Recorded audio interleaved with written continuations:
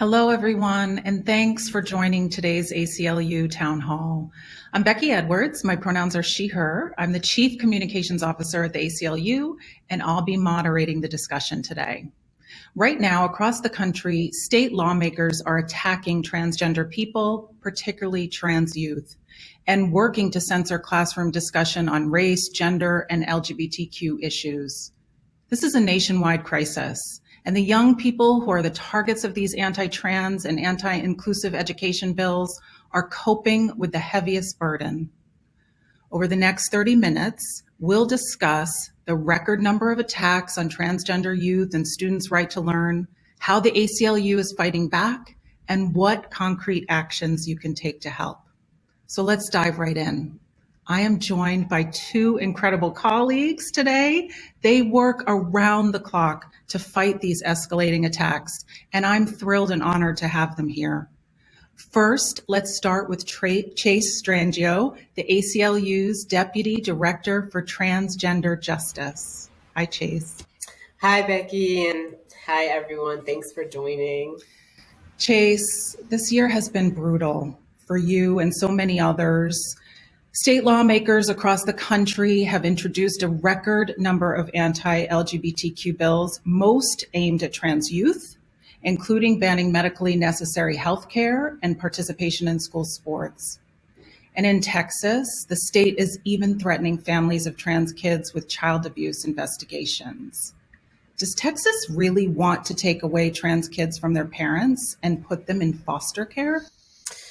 Yeah, so I think we continue to have this conversation where we're saying it's the worst year yet in attacks on trans youth. And the reality is that it's just an escalation upon an escalation in terms of the number of bills, the extreme content of the bills, the aggressiveness with which lawmakers are prioritizing the bills. So in all three metrics, this year is worse than the last, and 2021 was worse than 2020. And it's really demoralizing and heartbreaking. And in Texas, I think we can see the sort of extreme escalation in terms of you have a state that's not even in session. Texas is not, their legislature is not in session. They failed to pass a bill that would criminalize this healthcare for transgender adolescents, healthcare that is supported by every major medical association. And out of session, you have the Attorney General and the governor issuing directives to the so-called Child Welfare Agency to immediately start investigating families with transgender children based on just the possibility that they're providing medically necessary care to their minor children, and calling upon the general public to be essentially deputized in this endeavor under threat of criminal prosecution to report families with trans children. And this is not unlike what we're seeing in Texas with SB 8 and abortion, where you're having the general public being called upon under threat to report on their friends and their neighbors for exercising their constitutional rights, for protecting their friends, families, and loved ones. And so that is what is happening in Texas. And after this directive was issued by Attorney General Ken Paxton and then escalated by the Governor Greg Abbott, immediately families started to be placed under investigation. And so, as a parent, I'm just, I literally cannot imagine. What the situation is you have families who have struggled, their kids have struggled, they're facing a crisis, they're watching their child suffer, and they realize that there's a way to help. And so you have families that, through a lot of soul searching, through a lot of internal strife and trauma, come to a solution, have care for their child, watch their child improve. And now you have the state coming in and saying the fact that you are going to the doctor and following medical guidance is going to be the very thing that causes us to come in, investigate your family, terrorize you, and potentially threaten to take away your child. And the consequences of this, obviously, for the individual families are absolutely devastating. But across the state, people are feeling terrorized. Families are moving out of state. Nobody should have to uproot their family and community in order to care for and love their child. It is absolutely untenable that people should feel that they have to flee their homes in order to safely get health care. But that's what's happening in Texas and across the country. And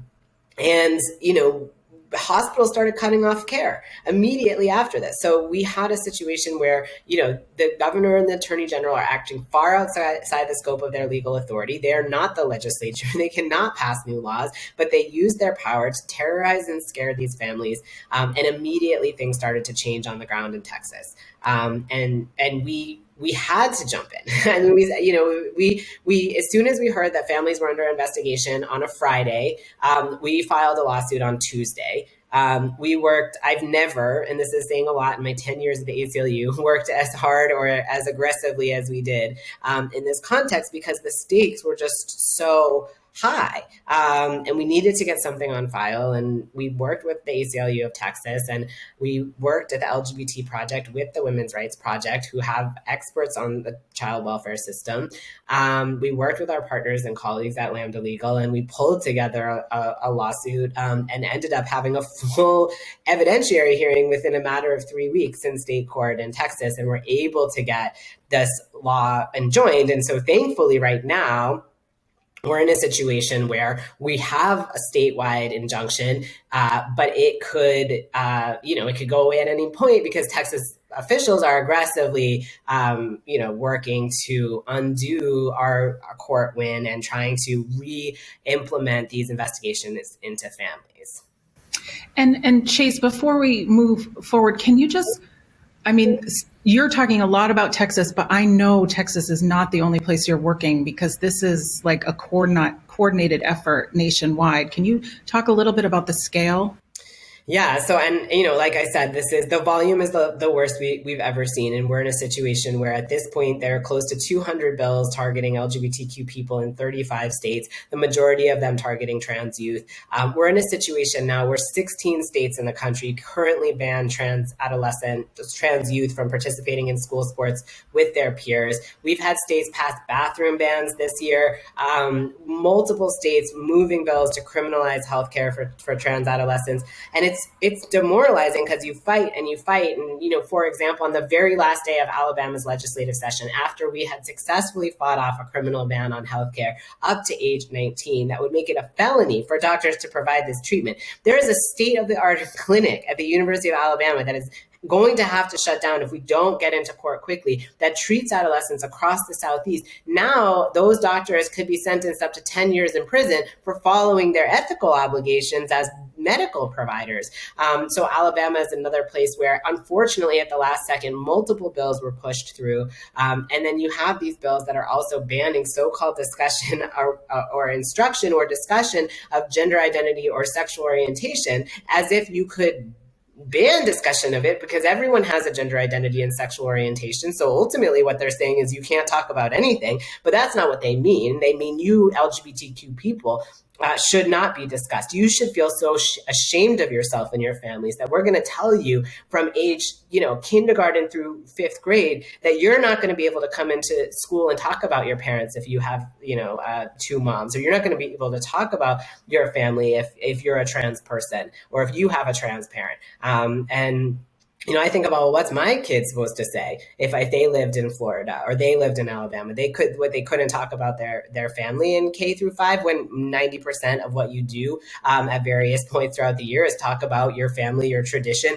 what's going on at home. That's a prohibition on discussion of people's existence. And obviously the consequences of that are to shame, stigmatize, and ostracize whole communities of people in their homes, in their schools, in their families. And that's what we're seeing across the country. And it is getting worse by the day. And ultimately, if we don't intervene, if we don't keep fighting back with every tool in the toolbox, then in 2023, we're going to say, and it's even worse this year. Yeah, I'm taking a deep breath. Thank you for breaking that down for us, Chase. And it's an important moment to bring in Emerson Sykes. Emerson is a senior staff attorney with the ACLU's Speech, Privacy, and Technology Project. Hi, Emerson. Hi, Becky. Emerson, you heard Chase just talking about how the aim of anti-trans legislation is to erase trans kids. Can you tell us a little bit about how you're seeing the same type of erasure play out in classrooms and public libraries too? Sure. Becky, we've seen not just at the state legislatures, but also at the local level, efforts around the country to ban discussion about race and sex in a variety of different ways. And I think it's important where we start this story, right? For generations in the United States, we presented in our public schools a whitewashed version of history. And over the last couple of decades, we've had extraordinary progress in creating a more inclusive curriculum in many places around the country. And what I think we're seeing now is the backlash against that progress, a backlash against the effort to make sure that school curricula reflect the diversity of our people, the nuances of our national journey, and also the good, the bad, and the ugly of American history and our present. And so, we can start this story with Trump's executive order. We can start the story with Chris Rufo's effort to make critical race theory, to co-opt that term, which is actually describing a legal theory that was born out of the Legal Academy, but has been now used to describe sort of anything that produces racial anxiety among Americans. And so I choose to start the story much earlier because I think what we're seeing now is the last effort to try to preserve white supremacy for the next generation. But what we've seen is a massive mobilization among folks who believe in inclusive education, people who believe in free speech, people who believe in academic freedom, to push back against these laws. 111 laws have been introduced around the country in 33 states and counting. I think close to 10 states now have laws in effect. And we are working with our affiliates and partners at all sorts of organizations to make sure that we can put our best effort into stopping this momentum and reversing this trend. And Emerson, why does the ACLU get involved in an issue like this? In many ways, it's a prototypical ACLU issue. It's a free speech issue. It's a racial justice issue. It's a gender justice issue. We've seen that these laws in many ways are a direct response to the massive protests and mobilizations in favor of racial justice that we saw in the summer of 2020. So it's unmistakable that race is a critical, so to speak, part of this debate. But I'll note that almost all of these laws also talk about sex or gender. And so there has been an effort to sort of throw in there concerns about women's equality, LGBTQ rights. And so, we are working with our colleagues. I'm on the Speech, Privacy, and Technology Project. We're working hand in hand with the Racial Justice Project. Also, we're coordinating closely with our colleagues like Chase in the LGBTQ Project, especially around these quote unquote don't say gay laws, which are sort of a new variation, not necessarily new, but a variation on these education gag orders. So I think it really implicates so many things that we at the ACLU care about. And so we have been, I think, doing everything we can to try to bring to bear our massive ground game. We have affiliates in all 50 states. We cover the waterfront of issues, as Anthony Ramiro likes to say. So I think for us, it was an obvious choice to get involved. I appreciate you making those connections. It's very helpful for me, and I hope it's helpful for our audience.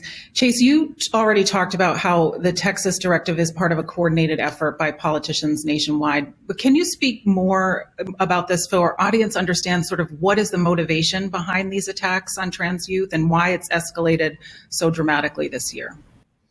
And like Emerson, I could start the story hundreds of years ago, and the way in which the sort of regulation and control over people's bodies and sexualities is a centerpiece of building out empire and white supremacy, and that this legacy, is actually something that stretches back hundreds of years in history. And we see these attacks manifest in a multitude of ways over the course of American legal history and American history generally. And I think if we look at this contemporary moment, a lot lot of it has to do with the backlash to marriage equality and other successes, formal legal successes of the LGBTQ movement.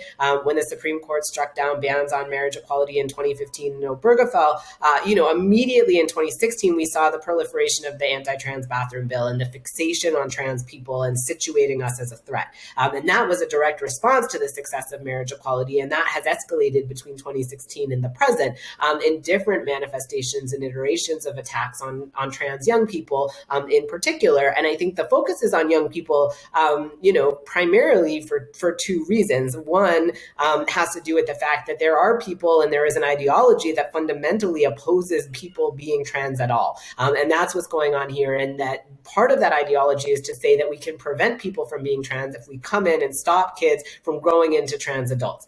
We don't make people not trans by restricting their rights, by restricting their information, by restricting their access to learning about their history and accessing the healthcare that they need. But that is part of it. And that's part of why we're seeing these attacks on kids. And then I think the other reason is part of this broader attack on young people and this idea that there's a fear of change. And if we control and regulate young people, that those in power can maintain their hold over the supremacies that have elevated them for centuries. And so that's what we're seeing, all of these attempts to constrain and regulate the bodies of young people and the opportunities to receive information. So it's the backlash to many things, including marriage equality, including our Supreme Court success in the Bostock decision in 2020, the election of Joe Biden as well in that year. But then also this effort to entrench binary notions and control bodies and to control information. And that's a lot of what we're seeing in this anti-trans context and in a lot of these other contexts that we're seeing. It's not dissimilar from suppressing the vote, banning abortion, restricting access to inclusive education in multiple ways. And I think, too, that the Republican Party in particular, right-wing lawmakers especially, have decided that attacking trans kids is a political base mobilizing tool. It's the same as sort of what we saw in the early 2000s with bans on marriage. Now it's attacking trans kids. We know that they're testing it, they're polling it, they believe that this is a winning issue for them. And so what we're seeing in the escalation of 2022 is in large part a gear up to the 2022 midterms. Anyone with national ambitions on the right is attacking trans kids. We're hearing, former President Trump never really did in his presidency, at least in a rhetorical sense, as a policy matter he did. Now it's, a lot of what we're hearing from all different wings of the right and the, various spaces. So I think what we're going to see are these continued attacks on trans young people in the lead up to the 2022 midterms and then the 2024 presidential election. If we don't disrupt the narrative now, this is just a gateway to further right-wing policies that can curtail and constrict access to civil rights and civil liberties for everyone. Emerson, what about the motivating forces behind these classroom censorship bills? We see them popping up across the country, and we even saw them dominating the national conversation, so much so that they spilled into Justice Ketanji Brown Jackson's confirmation hearings. Senators on the Judiciary Committee weaponized the term critical race theory when questioning soon-to-be Justice Jackson and her support for inclusive education. Well, it's become a pretty morbid bingo game. Is who's going to work in CRT into what context, into a Supreme Court argument, into a circuit court opinion, into a Supreme Court hearing. We are seeing that this has become, to be quite honest, a winning political issue on the right. And we have seen the proliferation of these bills because it has been an effective mobilizing tool. And we expect that will continue into the fall and into the electoral season. This has been seen as a way of, as I said, sort of tapping into these generalized racial anxieties, discomfort with the changing demographics of America, and the reckoning that we've been experiencing over the last few years, but over the last several generations, and even going back to our nation's founding. People who are uncomfortable with a reckoning with the good, the bad, and the ugly of our past are using education and public education in particular as a battleground. And I think it also, I would be remiss if I didn't mention that it also ties into the broader battle against public education more broadly. And so I think this effort to make onerous transparency requirements, the ACLU is and has always been in favor of transparency in government, including in education. We fought hard alongside partners for years to make sure that parents and the general public have access to knowing what is being taught in schools. But what we're seeing now is something a bit different.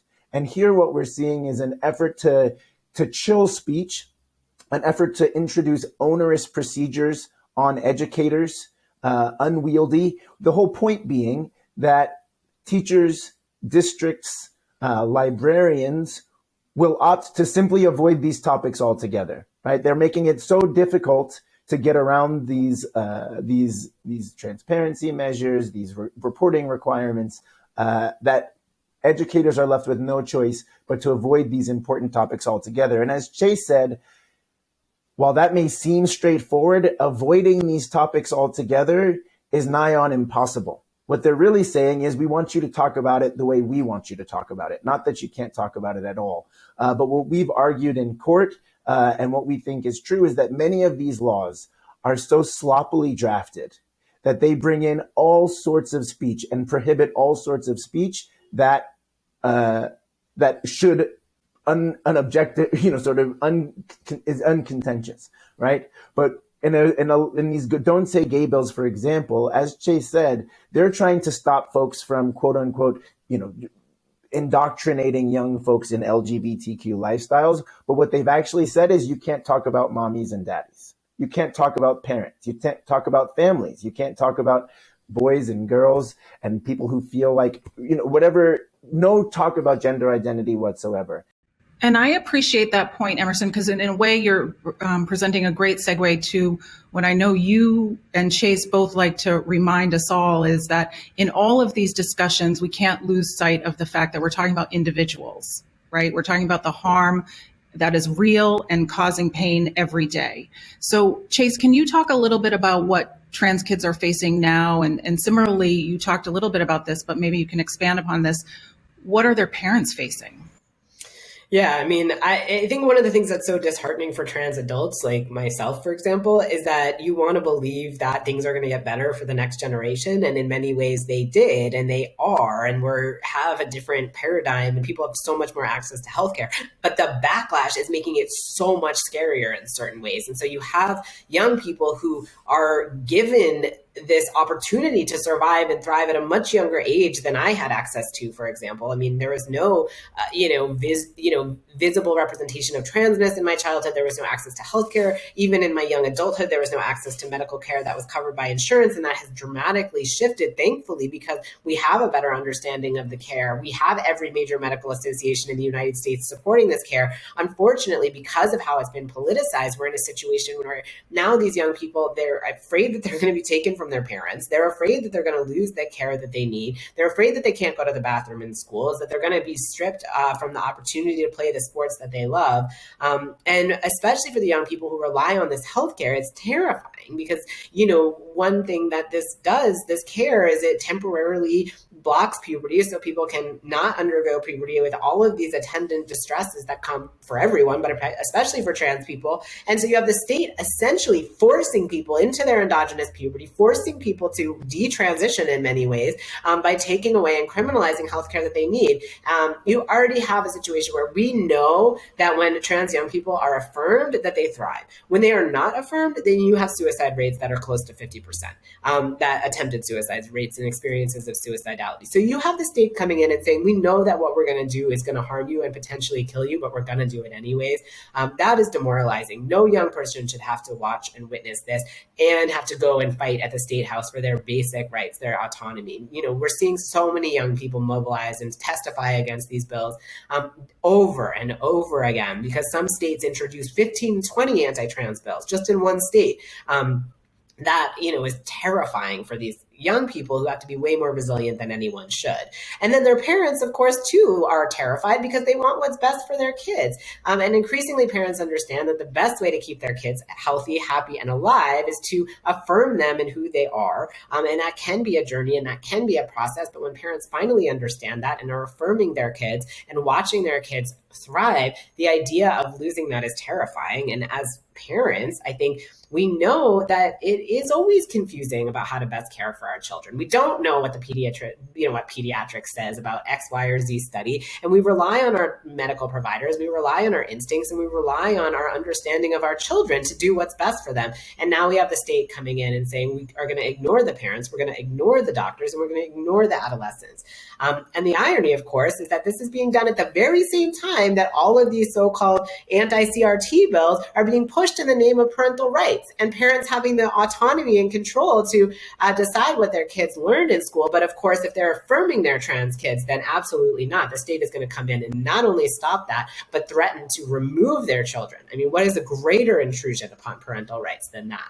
And so I think the toll is unbelievable. It is difficult to comprehend. So many bad things have happened in such short succession in a pandemic where people are already struggling and suffering, particularly young people who have had so much of their lives disrupted. And that is unfortunately what we're contending with. And you spoke about, the journey of the parents, and I think you brought a video from a parent. Can you give us a little bit of a intro? Yeah, I think one of the most beautiful things in this moment is watching these parents just show up for their kids. And so this is a video from Indiana of Ken Inskeep, who's advocating for his trans kid, testifying against anti-trans sports bill in Indiana. And thankfully, we're seeing a lot of this type of support from parents. But these are heartbreaking at the same time that they're beautiful.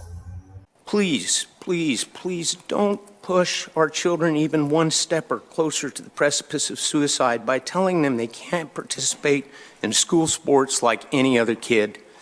Because when we were in the most difficult times, I was pretty sure my son was just one step away from ending his suffering. Happily, we made it through and he survived to adulthood. But you should know, he also moved out of Indiana because he felt the General Assembly had made it clear that even though he was born and raised here, he was not welcome in Indiana. For these reasons, my family and I ask that members of this committee vote no on House Bill 1041. Thank you very much. Ken's testimony is so powerful, and he's so clear about how the stakes are life and death. Chase, what is the status of this bill now? So thankfully, the governor of Indiana vetoed this bill. It passed. We are still fighting because there is a very real possibility that the legislature will override the veto. Utah, for example, their Republican governor also vetoed a sports bill that was then overridden by the legislature shortly thereafter. In our lawsuit in Arkansas from last year, you had the Arkansas governor veto the anti-trans medical care ban, and it was overridden by the legislature within 24 hours. The Kentucky governor has vetoed an anti-trans sports bill, also threatening, there's also a real threat of a veto override. So these fights are relentless, and it is this incredible moment of victory when we have these beautiful parents and these young people talking about how important it is to stop these bills. And then you have a governor saying there is no problem here. We have real problems in our state. We have governance issues. We have things we should do. So thankfully it was vetoed, but we're going to keep fighting because we do not want to see it overridden. And we have to keep reminding ourselves and anyone who will listen that we're talking about children here whose lives are being threatened by politicians in the very places that they should feel safest, in their homes and their schools. Emerson, let's talk a little bit about students and their teachers. What are they holding in this moment as politicians and others try to restrict open and accurate dialogue about our country and its history? It's a really important point. I think very often this issue gets framed in terms of concerned parents versus radical teachers. And as Chase pointed out, the irony or even hypocrisy of highlighting concerned parents while at the same time pushing these anti-trans youth bills is quite frankly disgusting. But I think what we've tried to do is focus on the students and focus on the First Amendment protects the right to speak, but the First Amendment also protects the right to receive information. And specifically, it protects students' right to receive information. And the harm is to teachers, as I mentioned, in terms of their licenses being at stake from these vague and misguided laws. But at the end of the day, I think the most tragic harm falls on the students who are denied access to a comprehensive and inclusive education. And the legal test is honest. Courts give a lot of deference to public officials, education officials, to craft school curricula within their area of expertise, right? So the legal test is just that any curricular decisions must be reasonably related to a legitimate pedagogical interest. So just reasonably related to some kind of legitimate educational interest, which is honestly not a very high bar. But where you have laws that are explicitly contrary to all of the research and all of the educational guidance that many of these same state board of education have issued. If you look at state standards, they say you need to provide diverse perspectives. You need to provide critical thinking skills. You need to highlight the narratives that reflect the students' identities. But we have legislators stepping in and saying, no, despite the fact that all the research says that inclusive education improves students' understanding, it improves their behavior, and it even improves their academic performance, we are going to score a political point by banning quote unquote CRT, banning the 1619 Project, instituting bans on books that highlight LGBTQ and people of color's perspectives. And we think that those types of actions that are contrary to the best thinking among education professionals fail even that test of the legitimate pedagogical interest. And at the end of the day, it's the students who suffer. They're the ones who are in class, and they, a lot of these bills include a provision, including the Oklahoma bill that we've challenged, prohibiting discomfort, anguish, or any other form of psychological distress on the part of children. And I think that this is a particularly troubling provision, because it really, the implicit word that's missing there is white children, right? It's trying to protect white children from discomfort. As an African American who grew up in public schools, the discomfort caused by a whitewashed history being produced is something that I know quite well. And I know that other people of color and other folks who are from marginalized communities know well what it means to not see yourself reflected.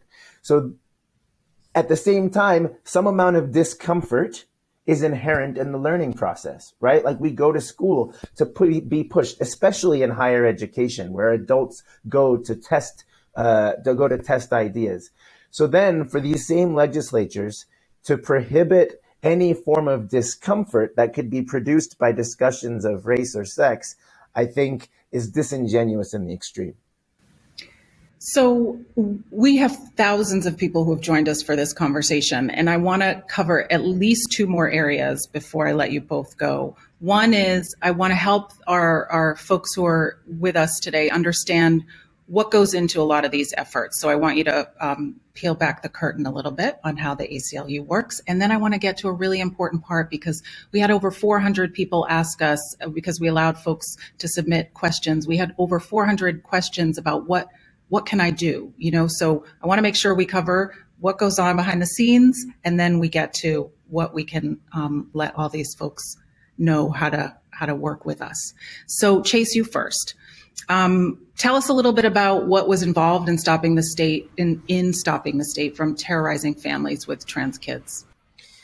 So I think the Texas case, as I mentioned, it was truly one of the most frenetic and stressful, but also incredible collaborative experiences of my career, because we did have to put something together very quickly. We were filing in state court, which is not something that we always do. And one of the reasons why we're so lucky to have our affiliates is that we do have experts in all of the state legislatures and all of the state court systems. And I remember when this all was happening, it was a Friday afternoon, and I emailed colleagues at the Voting Rights Project, at Speech Privacy and Technology, at the Reproductive Freedom Project. I was like, here's the situation. What theories might we utilize? Like, do you have any ideas? We need to avoid some of the substantive issues. We're going into hostile courts. We have to be agile. We have to be strategic. And we ended up filing a case that was largely about the separation of powers and the fact that the executive was trying to infringe upon what is the typical terrain of the legislature, and that they didn't follow the procedures. And a lot of the arguments and theories we got were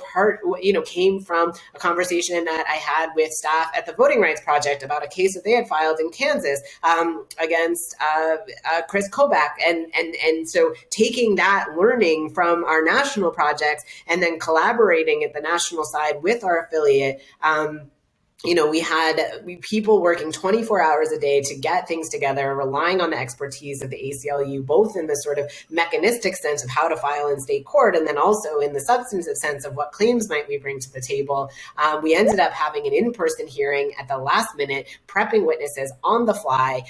You had people flying overnight to try to get to Texas to put on a full day hearing that resulted in an incredible injunction from the trial court judge, which has thankfully been upheld so far, or not disrupted, I should say, yet on appeal. And so it was truly a collaborative and completely chaotic but beautiful effort alongside organizers on the ground in Texas who, were simultaneously testifying at the agency hearing to try to stop the agency from conducting the investigations and telling stories of families and children and the harm that this was causing. And it was definitely a collaborative effort in terms of organizers on the ground and then across and all within the ACLU's nationwide structure. And it was really beautiful. And we're continuing to counsel, of course, with the ACLU of Texas, and then also with staff from the Women's Rights Project who are part of the legal team.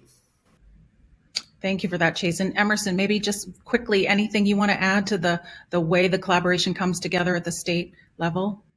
Sure. I mean, I think, the ACLU has been active in lots of different ways. I'm a litigator, Chase is a litigator, but we're doing all sorts of advocacy at state houses, public education campaigns, social media pushes. But in terms of the litigation in particular, we filed the first federal lawsuit challenging one of these education gag orders in Oklahoma. We brought the full suite of claims, First Amendment claims, due process claims, equal protection claims. We're also joined a suit in New Hampshire. In both cases, we're working with our affiliates in Oklahoma and in New Hampshire, and also the Lawyers Committee in Oklahoma and pro bono counsel from Schulte, Roth, and Zabel. We've also filed a lawsuit along with the ACLU of Missouri challenging a book ban in Wentzville, Missouri. And I think, we have put every ounce of our efforts into trying to push back both in the courtrooms, in the state houses, and in the streets. I appreciate that. And for my last question to you each, I'm going to ask you the same thing. What are the concrete actions our supporters can take to push back against these bills? And I'll start with you, Chase. Yeah, I mean, I always talk about this in sort of three fundamental ways. And I think everyone can get involved no matter where you are, because the first and most fundamental thing that I think people can do is disrupt the narrative. Moving these bills and attacking trans kids relies on weaponized misinformation. So you can be a part of changing the conditions that we're fighting against these bills, making sure people know that this is medically necessary care, reminding people that trans young people are absolutely not a threat to others. And you can, join. We have a support trans youth pledge and information for parents and caregivers. So you can go and join that with us. That's part of disrupting the narrative that transness is scary or harmful. You can go to your affiliate's website and learn more. We have affiliates in every single state. In DC and Puerto Rico, you can get involved. So I think that is way number one: disrupt the narrative. Way number two is to be engaged politically wherever you live. And we need that to be at the state, the local, and the federal level. And so it's disrupting the narrative, engage politically, and then finally, give us your resources, whether that's financial resources or the skills that you have to bring to the table, to bring to the fight. We have all sorts of tools at our disposal as individuals. If you are someone who knows how to cook, go cook for organizers, because people are at the State House, people are struggling. If you have money, then donate to your affiliate, donate to national. We're out there fighting every single day, but you don't have to just donate money. You can donate your skills, you can donate your time, you can provide emotional support to people who are on the front lines. So I think there's lots of ways to get involved. And it's always so meaningful for me to see people showing up, because at the end of the day, they think that it's an effective political strategy on their part because we don't have allies, that they can win because people don't care about us. And that's how we push back, by showing that we have huge support and people do care about us. So I look forward to seeing you out there fighting alongside us. Thank you for that, Chase. And what are your thoughts, Emerson, on how people can get involved? Well, similarly, ACLU National has some resources on our website, aclu.org/right to learn. Our affiliates also have resources on their website, so that's an easy first step. But similarly, I think we encourage folks to contact their state representatives, their governors, the local school boards, to let them know how you feel. I mean, even in states where we think these bills are likely to pass, or if states where these bills haven't been introduced yet, I think it's important for people to share that they think they value inclusive education, that they do not want to see these education gag orders in their states or in their communities. And I think, the last point I would just say, as a child and grandchild of educators and the husband of a public school teacher, hug a teacher, because it's very, very, very hard work. And they are being subjected to threats from every side. So I think, on an individual level, supporting teachers and students, because it's a really hard road that they're on right now. So appreciate those tips on how to get active. So we're now at the end of this town hall. I want to thank Chase and Emerson for having this conversation with me and for working tirelessly to protect our civil liberties and civil rights each and every day. It's been a pleasure to have this time with them today, and I'm so honored and proud to be their colleague in this fight. And I want to thank all of you. It means a lot that you joined us today, and we know that we could not do our work without you. You fuel this movement for change with your continued support, with your engagement, when you take some of these actions that Chase and Emerson have encouraged you to do. And for that, we are so very grateful. So long, and we hope to see you again in another town hall.